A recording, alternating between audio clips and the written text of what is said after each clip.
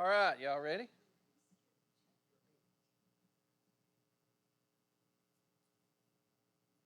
Oh no, we didn't skip chapter 8. Are we ready?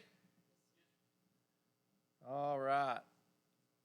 We're in Isaiah 9, going to look at verse 8 through 21. Y'all ready? So the Lord sends a message against Jacob, and it falls on Israel. And all the people know it, that is, Ephraim and the inhabitants of Samaria, asserting in pride and in arrogance of heart, the bricks have fallen down, but we will rebuild with smooth stones. The sycamores have been cut down, but we will replace them with cedars. Therefore, the Lord raises against them adversaries from Rezon and spurs their enemies on, the Arameans on the east and the Philistines on the west, and they devour Israel with gaping jaws. In spite of all this, his anger does not turn away, and his hand is still stretched out.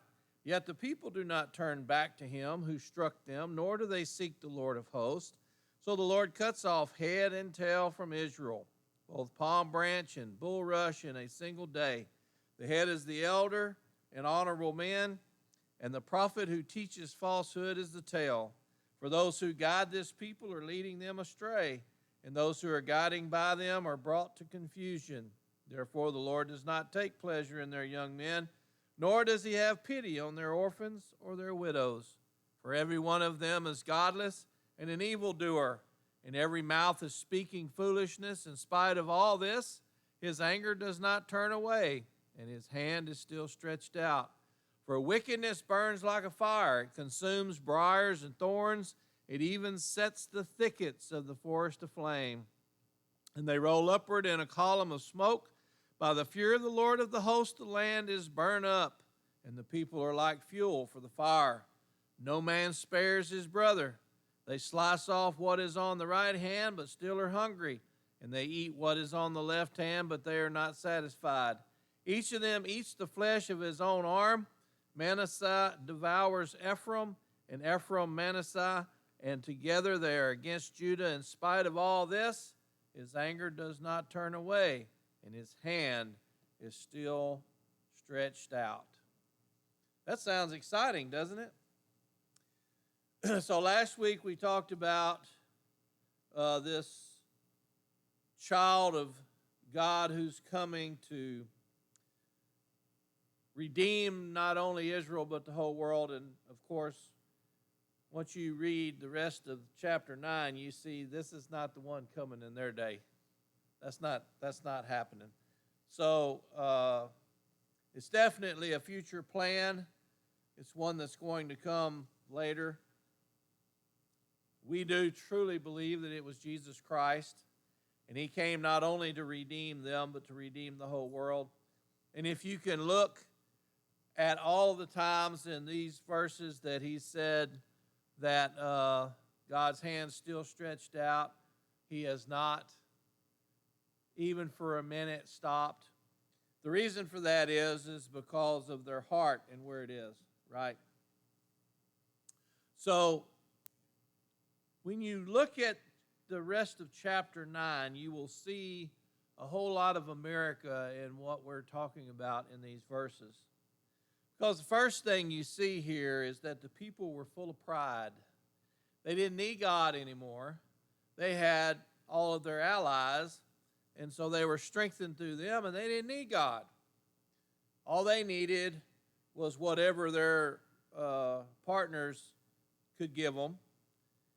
And then you look at this and see that they all turn against each other, and they begin to devour each other, right?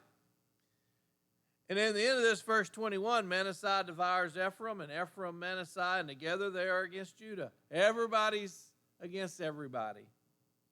So when pride fills our hearts and our lives, well, then nothing becomes more important than whatever it is I want. And we will self-destruct. You hear what I'm saying? We will self-destruct to get whatever it is our silly, prideful mind says we need. I need that fly to die, wherever he is. So the people were filled with pride. Look at us in America today. How many times do you see now on any given day, really, in any given state, where people have turned away from God? They don't need God anymore. They don't want to hear from the church anymore. The church itself is leaving God, right? And why is that? Well, we're just not growing very well. If we preach the gospel, we're going to have to change to something people want to hear, right? We were talking in Sunday school today about this preacher in this church, and I don't remember who he was, but he had determined that sex outside of marriage now is not bad. In fact, it's good and encouraged in the Bible.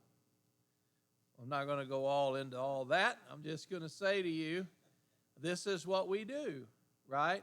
We do this because we need the numbers. We need to pay the bills. We need to take care of things. And in the church, if your mind is set on taking care of business instead of taking care of obedience, then you're done. God will leave a church open He wants open regardless of what happens as far as growth goes. If we decide that we're going to do it on our own and trust our own stuff, well, then He's through with us. Isaiah chapter 9. He's through with Israel. Now, He's not totally done with them, but He's through with them for the moment because they're not going to listen to Him and they're going to do whatever they want to do. So basically, He's going to turn them over, like Romans chapter 1 says. He's going to turn them over to the desires of their flesh, right? Verse 13, yet the people do not turn back to Him who struck them, nor do they seek the Lord of hosts. Nobody turns back to the Lord. They just keep going forward, self-destructing.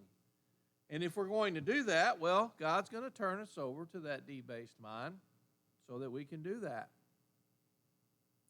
that. Secondly, they were internally, and I want you to think about this in the American philosophy, they were internally perplexed, or they were internally full of anxiety.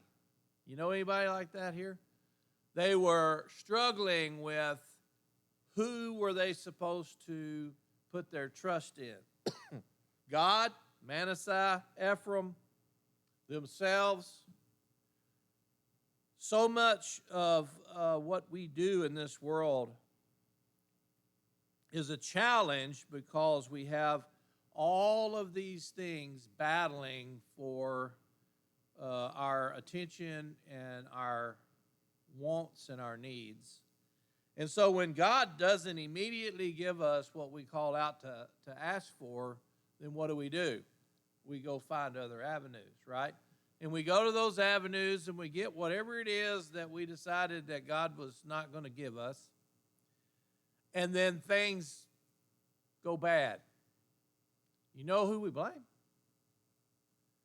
Well, God, why did you let me go get that? Why did you let me go do that? Well, wait a minute. Like we talked about in Sunday school today, I told you no, and you did it anyway. And now it's my fault? How is it God's fault if He told you no, don't do it, and you do it anyway? That's not God's fault. That's your fault, right? So Israel's in a spot right now where God has told them what they should do and what they shouldn't do, and we spent the first really 8 chapters learning all of the ways in which they decided God's no longer the lead in their, not only their individual lives, but as a group. And so now we see what's going to happen because of that, right? Well, the same's true for your life and mine.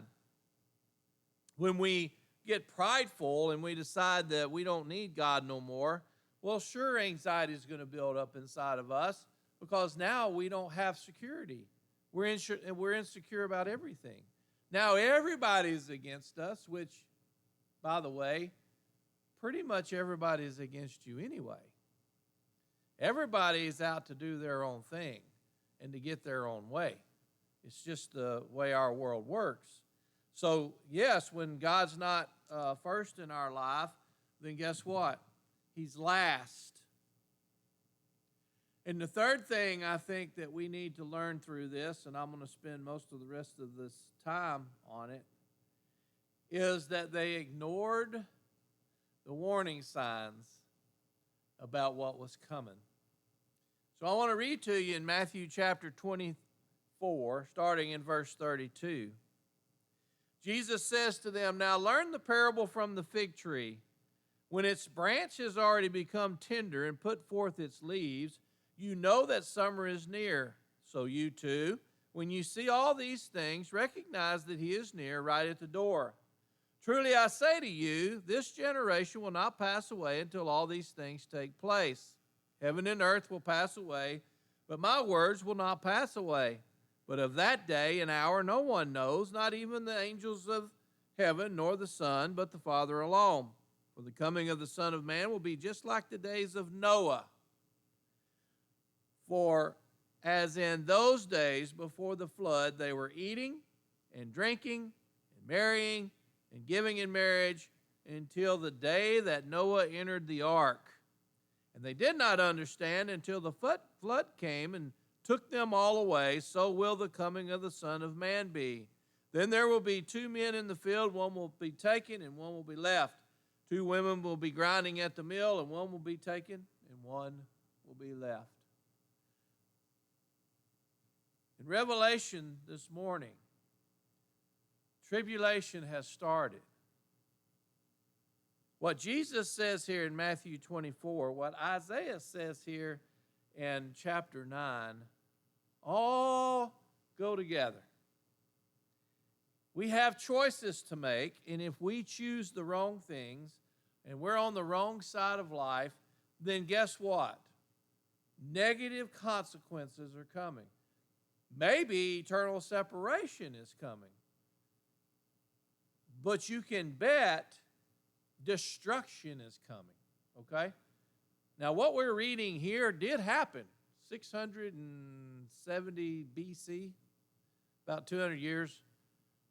There was this battle and this war from when Isaiah said what he said until the final end, which there's a battle coming here even in the 700s. Because this was written around 800, 750, somewhere in there.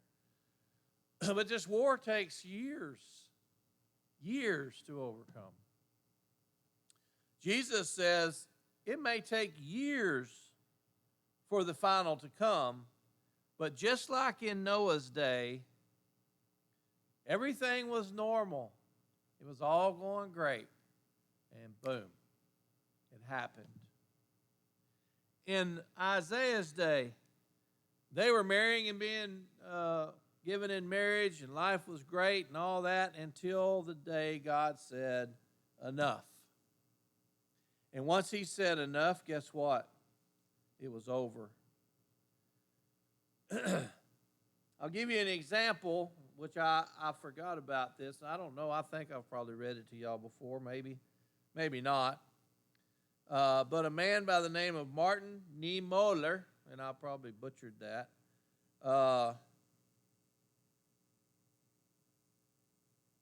he tried to warn the people in Nazi Germany what was going to happen. And here's what he said. First, they came for the communists, and I didn't speak up because I wasn't a communist. Then they came for the Jews, and I didn't speak up because I wasn't a Jew. Then they came for the Catholics, and I didn't speak up because I was a Protestant. And then they came for me, and by that time, there was no one left to speak up, not even me. Isaiah has told Israel, you're in this place, in this situation because of you. You made these choices. And you were okay with all of these nations until they turned on you, which God said they were going to do. And when they did, well, now you want God to free you and help you overcome this. And God says, no. I don't know if he said it this way, but it makes the most sense. You made your bed, now lie in it. I don't know that he said that, but you would think he would want to, right? Because the truth is, we've been told and we've been told and we've been told, and yet we still choose to do the thing we want to do. And when all of it works out wrong, then we say, Lord, why in the world did you let that happen to me? Why are you so mean? Why do you act that way? When in all truth, it's not God at all, it's us.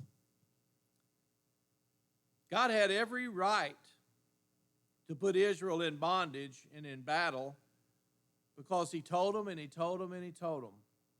And they didn't want to listen. And so finally, verse 8, the Lord sends a message against Jacob, and it falls on Israel, and all the people know it.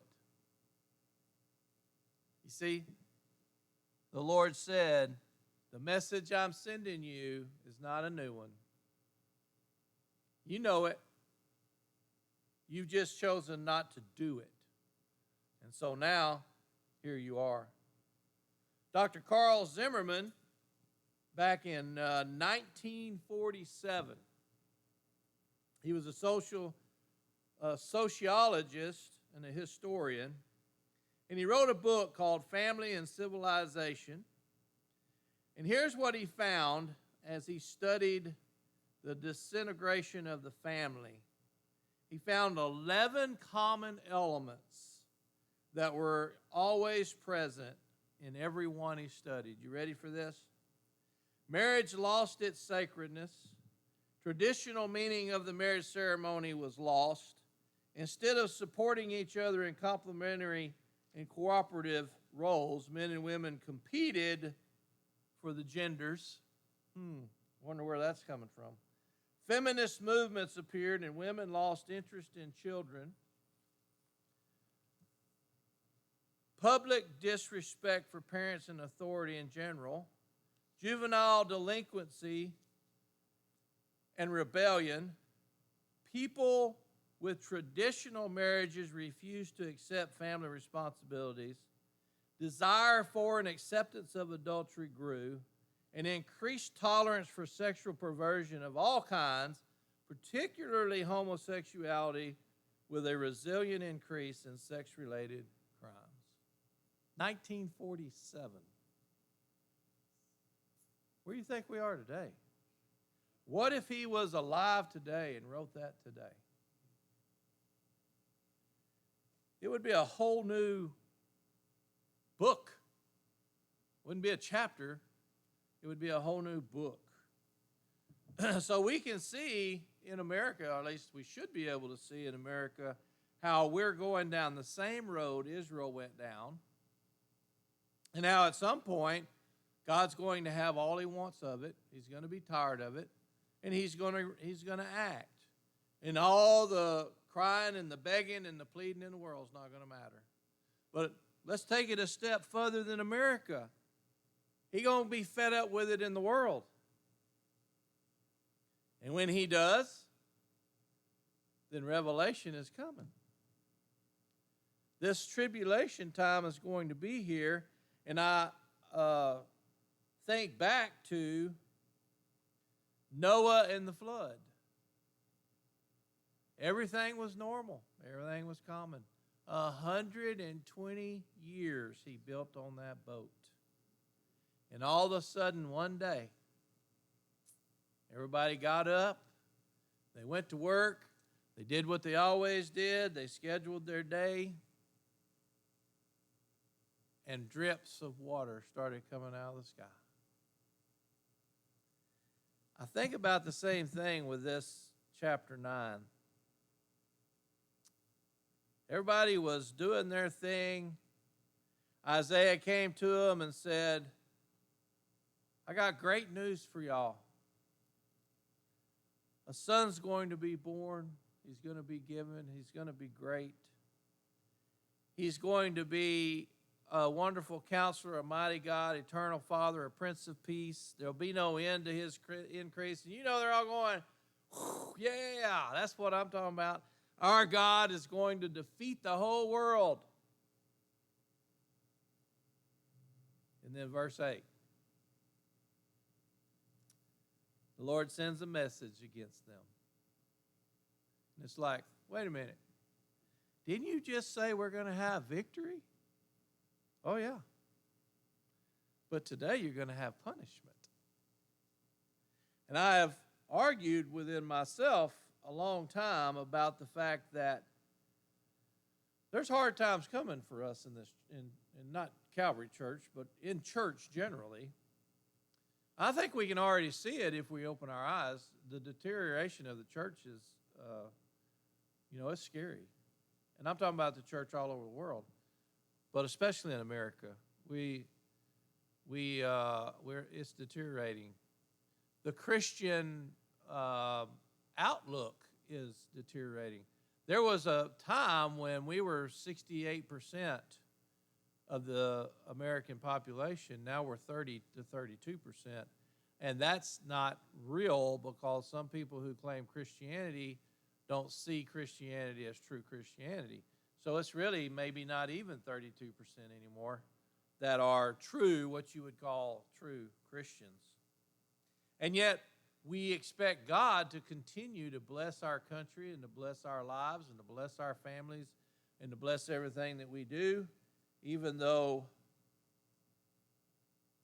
we choose to live the life that we want to live. So the last thing I think he says here is that there was wickedness in progression. It was progressing more and more and more. And you can see wickedness progressing in our world today, can't you? Things are accepted today that would never have been accepted before. And things are moving faster today than ever before. And yet we just keep walking even though what's happening is totally 100% against God. So I found this prayer I've never read before.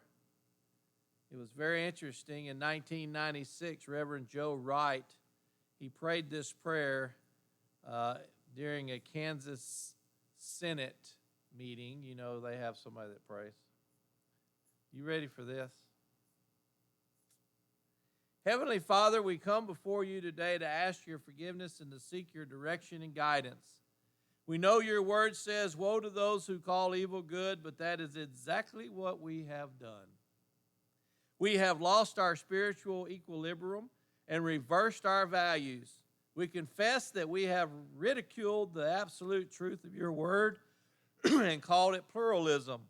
We have worshiped other gods and called it multiculturalism. We have endorsed perversion and called it alternative lifestyle. We have exploited the poor and called it the lottery. We have rewarded laziness and called it welfare. We have killed our unborn and called it choice. We have shot abortionists and called it justifiable. We have neglected to discipline our children and called it building self-esteem. We have abused power and called it politics. We have coveted our neighbor's possessions and called it ambition. We have polluted the air with profanity and pornography and called it freedom of expression. We have ridiculed the time-honored values of our forefathers and called it enlightenment. Search us, O God, and know our hearts today. Cleanse us from every sin and set us free. God, and bless these men and women who have been sent to direct us to the center of your will and to openly ask these things in the name of your Son, the living Savior, Jesus Christ. Amen. You talk about, I bet they've never invited him back. Well, you bet. But let me tell you something. Is that not an Isaiah moment where you stand up and say, I am a man with unclean lips amongst a people with unclean lips, and God, we have done everything you said we should not do. Isn't that chapter 9 in a nutshell? We have done everything you said not to do. And if your judgment comes down on us today, Well, it's well deserved. And I read that and I said, man, this has got to be an illustration for Isaiah chapter 9. This man, now 1996 was a long time ago. In our world today, it's 2025 and probably wouldn't be tolerated. They would probably have stopped him in the middle of it today, I'm sure, because, that would have hurt somebody, whoever. But is it any less important today than it was in 96? I think it's more important today. In fact, I think that prayer ought to be read in the House and the Senate of the United States of America. I think we need to remember what it is that we have done to him and how it is that we act and all the things that we justify. And I tell you, most people don't understand about the lottery, but it exploits the poor more than anybody. The poor spends more money on the lottery than anybody. And they lose and they lose and they lose. And that's why it's so great, because they keep your money and they keep your money. Why do you think they can give away all these billions if they ever give them away? Because they've made way more than that off of everybody who's thrown their money in the hat. So I thought that when I read this, I thought, wow, this guy, he's got it. He understands it. This is exactly what Isaiah said to the people of Israel. And the people of Israel rejected him. Now, I didn't get the other side of this, whether they rejected it or accepted it. I would assume in 1996 they probably all said amen and still voted to do everything that he said they shouldn't do. Today, there would have probably been a hearing and a lawsuit and all kinds of, who knows what would have transpired today. But I think it's very much what you and I need to understand when over and over and over in these verses it says, and his hand is still stretched out, still stretched out, still stretched out. It's because we do these things. And we call it honorable to God. And that makes him very angry. When you do things that dishonor God and then say, but we're doing it to honor you, that makes him very angry.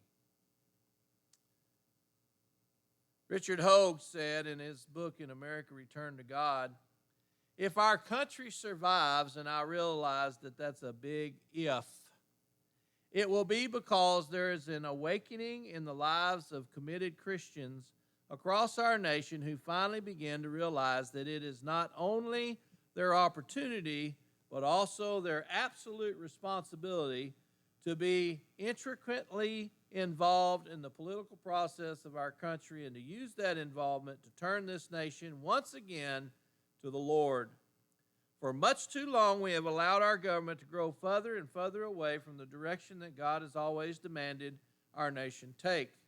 At the same time, we have yielded the control of our country to a godless, secular, humanistic philosophy that has absolutely sapped the strength and spiritual vitality America has always had.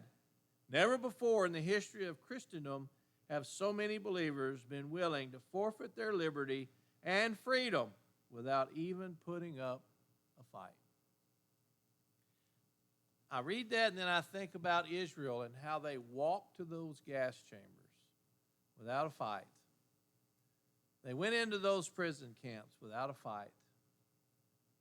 And I can see so quickly it happening to us in America. And just look at what happens when our pride overcomes and takes us. In verse 18, for wickedness burns like a fire, it consumes briars and thorns, it even sets the thickets of the forest aflame, and they roll upward in a column of smoke by the fury of the Lord of hosts. The land is burned up, and the people are like fuel for the fire. No man spares his brother. Do you see how self-centeredness, self-righteousness And pride calls us to not care about anyone but ourselves. Look at verse 20. They slice off what is on the right hand, but they're still hungry. So what do? They eat what is on the left hand, but they're not satisfied. Each of them eats the flesh of his own arm. Now you understand this is not true. They're not absolutely eating their arm. But what he's saying is, you are fighting amongst yourself, and you're supposed to be all the same people, loving all the same way, and yet you have attacked each other in such a way that you're never satisfied. I think about times in the Old Testament when God's people would go to battle, and the army they were going to battle would actually fight themselves because they got confused about who they were supposed to even be fighting, right? And he finished it off by saying, Manasseh devours Ephraim, and Ephraim, they devour Manasseh, and together they both strive to devour Judah. And the truth is, they'll never devour Judah because God will never allow that to happen. They may take them captive, but they'll never keep them. They'll never be able to.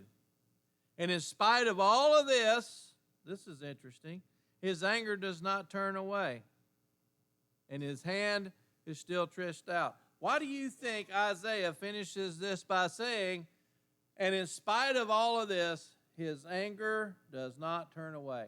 You see, I believe that Isaiah says, as bad as they are to each other, and what they're doing to each other, God could just turn away and let them do it. Let them destroy themselves. But in spite of that, he does not. However, God does not turn away his anger because they still have to be punished. And Dr. James Dobson said, we're involved in nothing less than a civil war of values, a collision between two ways of seeing life. This is not an issue of two alternatives from which to choose, but a life and death struggle. One value system is going to predominate, one is going to rule the country. Which will we as Christians choose? Pretty powerful statement, in my opinion. So as you can see, there's a whole lot of illustration for our words tonight, and the reason is because we are so much like 8 through 21 in our world today. Nobody's devouring anybody yet, but could you see how quick it could happen? And we could all be battling over all this pride and all this silliness. I mean, in the flash, it could happen. And for them, it was a flash. God summoned Isaiah. Isaiah agreed to do what God called him to do, and then it began. I mean, it was like that, right? I do believe that tribulation is going to be the same way. And I don't know, there are people who talk about that maybe the church will have this great last revival, maybe. I don't know if we'll have it or not. But if we do, well, then somebody's going to rise up. Somebody's going to be an Isaiah and rise up and proclaim things. I don't know who that'll be. But I don't know that we got that left either. I don't know that there's another church revival left in us. Just to tell you the truth. I hope so, but I don't know. We have gone so far, so far, that the only way back is probably through tribulation or at least through major suffering like Israel had to do under these words we're reading tonight. So it's something for us to think about in our individual lives. Are we individually doing the things God's called us to do? Are we being Isaiahs? Are we ready for God to cleanse our lips and to help us to go and do whatever He's called us to go and do? Or are we like the rest of the world? Just living, waiting, enjoying, hoping. You know, in America, it won't take much to devastate us because we get mad when we can't get our burger on time, or, you know what I'm saying? We drive somewhere and they were out of the shoes we wanted. Are you kidding me? I drove all the way over here 5 whole miles and y'all are out of shoes. How inconvenient did you make that for me? My biggest pet peeve is when I say extra, extra ice and you give me none. That's a pet peeve. That makes me want to throw my cup right out the window. I say extra ice. Oh, we thought you said no ice. How does no and extra, how do you get them mixed up? You want me to tell you how you get them mixed up? Because you don't shut up long enough in those ears in order to hear what I said. You just want to get on with it. See, now I'm on my box. Now I'm telling you how inconvenient America is for me. Just give me my ice. That's all I ask. Right? Oh, I can see so much of America in what Isaiah writes. I can see tribulations so close. So close. And yet it could be another 2,000 years.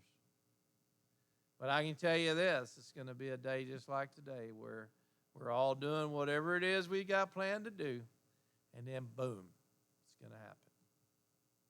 It's going to be over. And because I get to see the outside from the doors and y'all don't when that glow comes, well, I'm just going to go.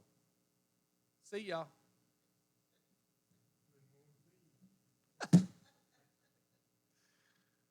J.O., don't hit that fan on your way up. Might hurt. I don't know. It's going to be an interesting thing. But, man, isn't it amazing how probably at least 850 years from when John wrote what he wrote, Isaiah wrote what he wrote. And don't they sound so much alike? God's judgment's coming whether you like it or not, and it's staying until he feels like he's got justice. That should scare us, but most people, they don't care. But they are going to care. Just like in Noah's day, they're going to beat on that door and beat on that door and beat on that door. And it'll be too late. Well, all right. If you'll bow your heads, I'll dismiss us. Thank you, Lord God, for